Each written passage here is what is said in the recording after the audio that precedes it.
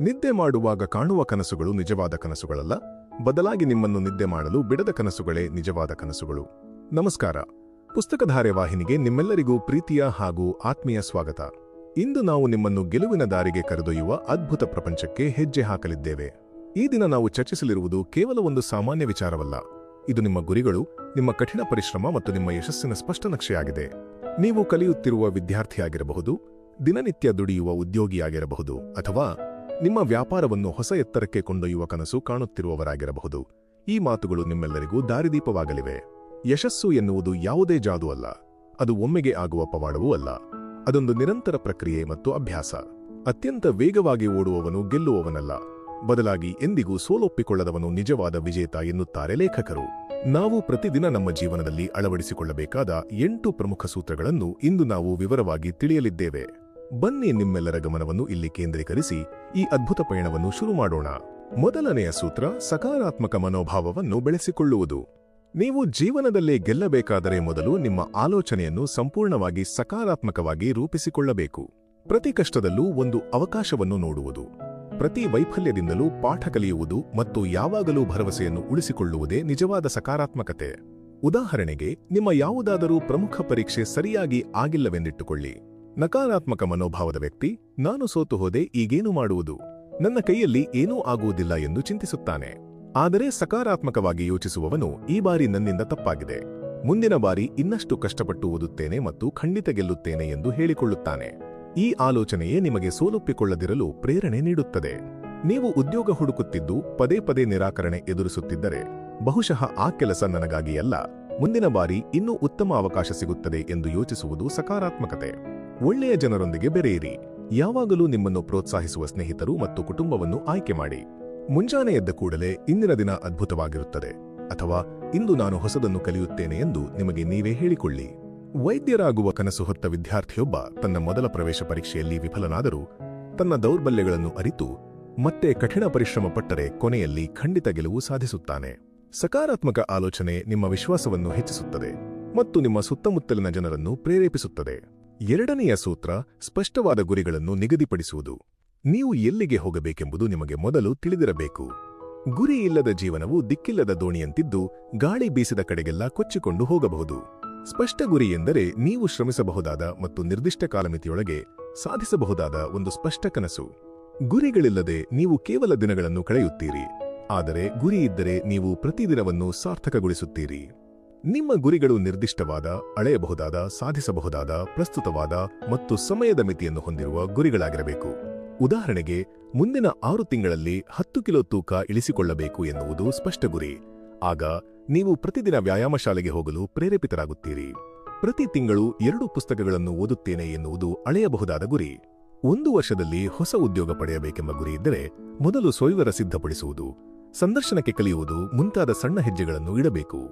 ನೀವು ಒಂದು ಬೇಕರಿ ಪ್ರಾರಂಭಿಸುವ ಕನಸು ಕಂಡಿದ್ದರೆ, 6 ತಿಂಗಳಲ್ಲಿ 60,000 ರೂಪಾಯಿಗಳನ್ನು ಉಳಿತಾಯ ಮಾಡುವುದು, ಅಂದರೆ ಪ್ರತಿ ತಿಂಗಳು 10,000 ರೂಪಾಯಿ ಕೂಡಿಡುವುದು ಅತ್ಯಂತ ಸ್ಪಷ್ಟವಾದ ಹೆಜ್ಜೆ. ನಿಮ್ಮ ಗುರಿಗಳನ್ನು ಯಾವಾಗಲೂ ಒಂದು ಕಾಗದದ ಮೇಲೆ ಬರೆದಿಟ್ಟುಕೊಳ್ಳಿ, ಇದರಿಂದ ಅವು ನಿಮ್ಮ ಮನಸ್ಸಿನಲ್ಲಿ ಅಚ್ಚಳಿಯದೆ ಉಳಿಯುತ್ತವೆ. ಮೂರನೆಯ ಸೂತ್ರ, ನಿಮ್ಮ ಕ್ರಿಯೆಗಳಿಗೆ ನೀವೇ ಸಂಪೂರ್ಣ ಜವಾಬ್ದಾರಿ ತೆಗೆದುಕೊಳ್ಳುವುದು.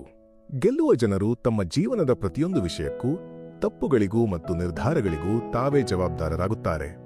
ಏನಾದರೂ ತಪ್ಪಾದಾಗ ಇತರರನ್ನು ದೂಷಿಸಬಾರದು ಅಥವಾ ನೆಪ ಹೇಳಬಾರದು, ಬದಲಾಗಿ ಅದನ್ನು ಸರಿಪಡಿಸಲು ಪ್ರಯತ್ನಿಸಬೇಕು. ಜವಾಬ್ದಾರಿ ಹೊತ್ತುಕೊಳ್ಳುವುದು ನಿಮ್ಮನ್ನು ನಿಮ್ಮ ಜೀವನದ ನಿಜವಾದ ಒಡೆಯರನ್ನಾಗಿ ಮಾಡುತ್ತದೆ. ನೀವು ಎಲ್ಲೋ ತಪ್ಪು ಹೂಡಿಕೆ ಮಾಡಿ ಹಣ ಕಳೆದುಕೊಂಡರೆ, ಮಾರುಕಟ್ಟೆಯನ್ನು ದೂಷಿಸುವ ಬದಲು ಮುಂದಿನ ಬಾರಿ ಹೇಗೆ ಉತ್ತಮವಾಗಿ ಹೂಡಿಕೆ ಮಾಡಬಹುದು ಎಂದು ಯೋಚಿಸಬೇಕು.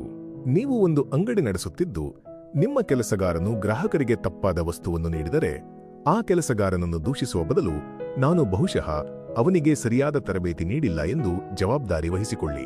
ತಕ್ಷಣ ಗ್ರಾಹಕರಲ್ಲಿ ಕ್ಷಮೆ ಕೇಳಿ ತಪ್ಪು ಸರಿಪಡಿಸಿ. ಹೀಗೆ ಮಾಡುವುದರಿಂದ ನಿಮ್ಮ ಅಂಗಡಿಯ ಘನತೆ ಹೆಚ್ಚಾಗುತ್ತದೆ. ಇತರರನ್ನು ದೂಷಿಸುವುದು ತುಂಬಾ ಸುಲಭ, ಆದರೆ ನಮ್ಮನ್ನು ನಾವು ಬದಲಾಯಿಸಿಕೊಳ್ಳುವುದೇ ಅತಿ ದೊಡ್ಡ ಗೆಲುವು. 4ನೆಯ ಸೂತ್ರ, ಸ್ವಯಂ ಶಿಸ್ತು ಮತ್ತು ದೃಢತೆಯನ್ನು ಬೆಳೆಸಿಕೊಳ್ಳುವುದು. ಕೇವಲ ಕನಸು ಕಂಡರೆ ಸಾಲದು, ನಿಮ್ಮಲ್ಲಿ ಸ್ವಯಂ ಶಿಸ್ತು ಮತ್ತು ದೃಢತೆ ಇದ್ದಾಗ ಮಾತ್ರ ಆ ಕನಸುಗಳು ನನಸಾಗುತ್ತವೆ. ಸ್ವಯಂ ಶಿಸ್ತು ಎಂದರೆ ನಿಮ್ಮನ್ನು ನೀವು ನಿಯಂತ್ರಿಸುವುದು ಮತ್ತು ಮನಸ್ಸಿಲ್ಲದಿದ್ದರೂ ನಿಮ್ಮ ಕೆಲಸವನ್ನು ನಿಯಮಿತವಾಗಿ ಮಾಡುವುದು. ದೃಢತೆ ಎಂದರೆ ಎಷ್ಟೇ ಕಷ್ಟಗಳು ಬಂದರೂ, ಸೋಲು ಎದುರಾದರೂ ಹಿಂದೆ ಸರಿಯದಿರುವುದು. ದೈಹಿಕವಾಗಿ ಸದೃಢರಾಗಲು ಪ್ರತಿದಿನ ವ್ಯಾಯಾಮ ಮಾಡುವುದು ಶಿಸ್ತಾದರೆ, ಹವಾಮಾನ ಕೆಟ್ಟದಾಗಿದ್ದರೂ, ಮಳೆ ಬರುತ್ತಿದ್ದರೂ ಅಥವಾ ನೀವು ದಣಿದಿದ್ದರೂ ವ್ಯಾಯಾಮ ಮಾಡಲು ಹೋಗುವುದು ದೃಢತೆ. ನಿಮಗೆ ಪುಸ್ತಕ ಬರೆಯುವ ಕನಸಿದ್ದರೆ ಪ್ರತಿದಿನ 500 ಪದಗಳನ್ನು ಬರೆಯುವ ಸಣ್ಣ ಹೆಜ್ಜೆ ಇಡಿ.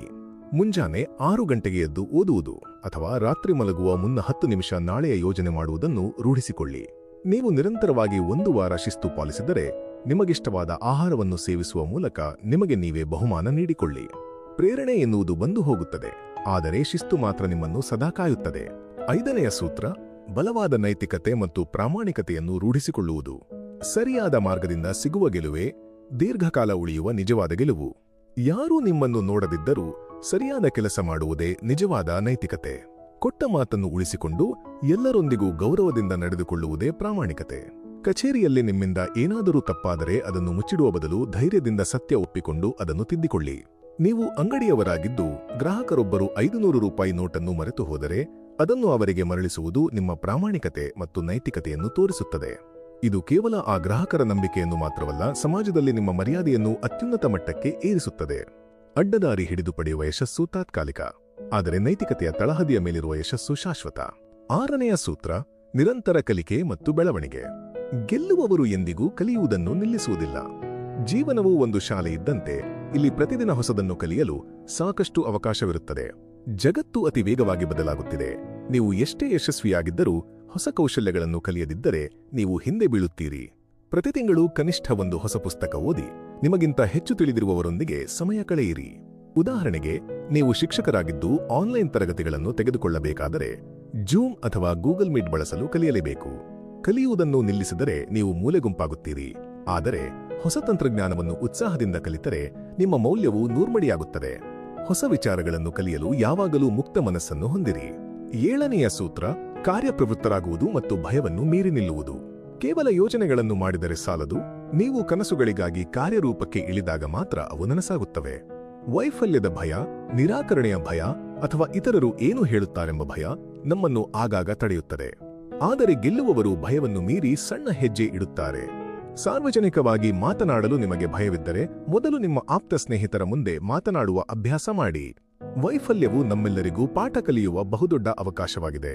ನೀವು ಯೂಟ್ಯೂಬ್ ವಾಹಿನಿ ಪ್ರಾರಂಭಿಸಲು ಬಯಸಿ ಜನರು ಗೇಲಿ ಮಾಡುತ್ತಾರೆಂದು ಹೆದರಿ ಸುಮ್ಮನಾದರೆ ಆ ಕನಸು ಅಲ್ಲೇ ಕಮರಿ ಹೋಗುತ್ತದೆ.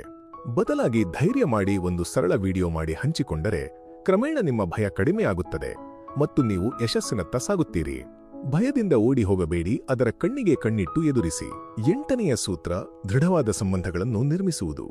ಯಾವೊಬ್ಬ ವ್ಯಕ್ತಿಯೂ ಈ ಜಗತ್ತಿನಲ್ಲಿ ಏಕಾಂಗಿಯಾಗಿ ಯಶಸ್ವಿಯಾಗಲು ಸಾಧ್ಯವಿಲ್ಲ. ಜೀವನದಲ್ಲಿ ಗೆಲ್ಲಲು ನಮಗೆ ಇತರರ ಬೆಂಬಲ ಖಂಡಿತ ಬೇಕು. ಕುಟುಂಬ, ಸ್ನೇಹಿತರು ಮತ್ತು ಸಹೋದ್ಯೋಗಿಗಳೊಂದಿಗೆ ನಂಬಿಕೆ, ಗೌರವ ಮತ್ತು ಸಹಕಾರದ ಬಾಂಧವ್ಯ ಬೆಳೆಸಿಕೊಳ್ಳಿ. ಪ್ರತಿಯೊಬ್ಬರಿಗೂ ಗೌರವ ಕೊಡಿ, ಇತರರ ಮಾತುಗಳನ್ನು ತಾಳ್ಮೆಯಿಂದ ಆಲಿಸಿ, ಕಷ್ಟದಲ್ಲಿರುವವರಿಗೆ ಪ್ರಾಮಾಣಿಕವಾಗಿ ಸಹಾಯ ಮಾಡಿ. ಕಚೇರಿಯಲ್ಲಿ ಒಂದು ದೊಡ್ಡ ಯೋಜನೆಯನ್ನು ಪೂರ್ಣಗೊಳಿಸಬೇಕಾದರೆ ನಿಮ್ಮ ಸಹೋದ್ಯೋಗಿಗಳೊಂದಿಗೆ ನೀವು ಒಳ್ಳೆಯ ಸಂಬಂಧ ಹೊಂದಿದ್ದರೆ ಎಲ್ಲರೂ ಒಟ್ಟಾಗಿ ಸೇರಿ ಆ ಕೆಲಸವನ್ನು ಬಹಳ ಸುಲಭವಾಗಿ ಮತ್ತು ವೇಗವಾಗಿ ಮುಗಿಸಬಹುದು. ಉತ್ತಮ ಸಂಬಂಧಗಳು ನಿಮ್ಮ ಯಶಸ್ಸನ್ನು ಇಮ್ಮಡಿಗೊಳಿಸುತ್ತವೆ ಮತ್ತು ಜೀವನಕ್ಕೆ ನೆಮ್ಮದಿಯನ್ನು ತರುತ್ತವೆ. ನಿಜವಾದ ಗೆಲುವು ಯಾವಾಗಲೂ ನಿಮ್ಮ ಒಳಗಿನ ಶಕ್ತಿಯಿಂದಲೇ ಪ್ರಾರಂಭವಾಗುತ್ತದೆ. ಸಕಾರಾತ್ಮಕ ಚಿಂತನೆ ನಿಮ್ಮ ಮನಸ್ಸಿಗೆ ಬೆಳಕು ನೀಡುತ್ತದೆ. ಸ್ಪಷ್ಟ ಗುರಿಗಳು ದಾರಿ ಮಾಡಿಕೊಡುತ್ತವೆ. ಜವಾಬ್ದಾರಿಯು ನಿಮ್ಮನ್ನು ಜೀವನದ ಮಾಲೀಕರನ್ನಾಗಿ ಮಾಡುತ್ತದೆ. ಶಿಸ್ತು ನಿಮ್ಮ ಹೆಜ್ಜೆಗಳನ್ನು ಗಟ್ಟಿಗೊಳಿಸುತ್ತದೆ. ಪ್ರಾಮಾಣಿಕತೆ ಇತರರ ನಂಬಿಕೆ ಗಳಿಸುತ್ತದೆ. ನಿರಂತರ ಕಲಿಕೆ ನಿಮ್ಮನ್ನು ಸದಾ ಸಿದ್ಧವಾಗಿರಿಸುತ್ತದೆ. ಭಯವನ್ನು ಗೆಲ್ಲುವುದು ನಿಮಗೆ ಸ್ವಾತಂತ್ರ್ಯ ನೀಡುತ್ತದೆ ಮತ್ತು ಉತ್ತಮ ಸಂಬಂಧಗಳು ನಿಮ್ಮ ಬುನಾದಿಯಾಗುತ್ತವೆ. ನೀವು ಕೇವಲ ನೆಪಗಳನ್ನು ಹುಡುಕುವುದನ್ನು ಬಿಟ್ಟು ನಿಮ್ಮ ಮೇಲೆ ನೀವು ಅಪಾರ ನಂಬಿಕೆ ಇಟ್ಟರೆ ಎಂತಹ ಕಷ್ಟಗಳನ್ನು ಎದುರಿಸಿ ನಿಲ್ಲಬಹುದು. ನಿಮ್ಮ ಆಲೋಚನೆ, ನಿಮ್ಮ ಶಿಸ್ತು ಮತ್ತು ನಿಮ್ಮ ನಿರಂತರತೆಯೇ ನಿಮ್ಮ ಉಜ್ವಲ ಭವಿಷ್ಯವನ್ನು ಬರೆಯುತ್ತವೆ. ನೀವು ಎಂದಿಗೂ ಸೋಲಲು ಹುಟ್ಟಿಲ್ಲ, ಕೇವಲ ಗೆಲ್ಲಲು ಹುಟ್ಟಿದ್ದೀರಿ. ವೀಕ್ಷಕರೇ, ಈ ಅದ್ಭುತವಾದ ವಿಡಿಯೋ ನಿಮಗೆ ಇಷ್ಟವಾಗಿದ್ದರೆ ಮತ್ತು ಈ ಮಾತುಗಳು ನಿಮ್ಮ ಮನಸ್ಸನ್ನು ಮುಟ್ಟಿದ್ದರೆ ದಯವಿಟ್ಟು ಈ ವಿಡಿಯೋವನ್ನು ಈಗಲೇ ಲೈಕ್ ಮಾಡಿ. ಇದು ನಮಗೆ ಕೇವಲ ಒಂದು ಸಂಖ್ಯೆಯಲ್ಲ, ಬದಲಾಗಿ ನೀವು ನಿಮ್ಮನ್ನು ಬದಲಾಯಿಸಿಕೊಳ್ಳಲು ಸಂಪೂರ್ಣ ಸಿದ್ಧರಿದ್ದೀರಿ ಎಂಬುದರ ಸಂಕೇತ.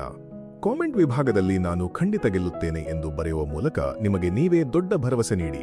ಇಂತಹ ಮತ್ತಷ್ಟು ಸ್ಫೂರ್ತಿದಾಯಕ ವಿಡಿಯೋಗಳಿಗಾಗಿ ನಮ್ಮ ಪುಸ್ತಕಧಾರೆ ವಾಹಿನಿಯನ್ನು ಸಬ್ಸ್ಕ್ರೈಬ್ ಮಾಡಲು ಖಂಡಿತ ಮರೆಯದಿರಿ. ವಿಡಿಯೋ ವೀಕ್ಷಿಸಿದ ನಿಮ್ಮೆಲ್ಲರಿಗೂ ತುಂಬು ಹೃದಯದ ಧನ್ಯವಾದಗಳು. ನಿಮ್ಮೆಲ್ಲರ ದಿನ ಅತ್ಯಂತ ಶುಭವಾಗಿರಲಿ.